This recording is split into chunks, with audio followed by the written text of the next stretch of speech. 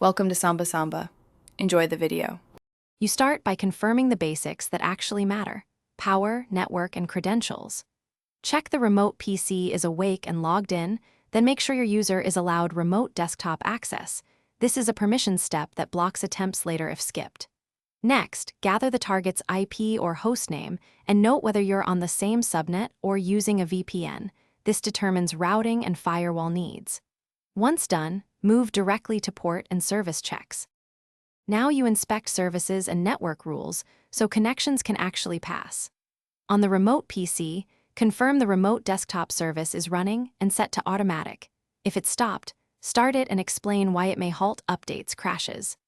Then verify TCP 3389 or your custom port is open on both the PC firewall and any router NAT rules. Port forwarding is required for non-VPN, cross-network access. Finally, you wrap up by attempting a connection with the full credentials format and including the port if non-standard. That eliminates simple typing errors.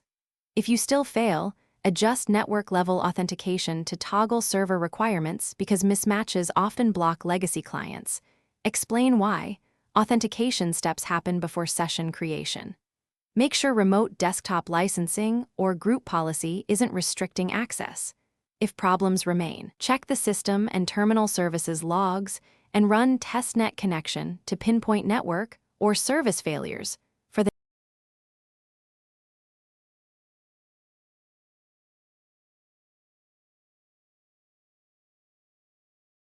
Thanks for watching. Consider subscribing if we helped you.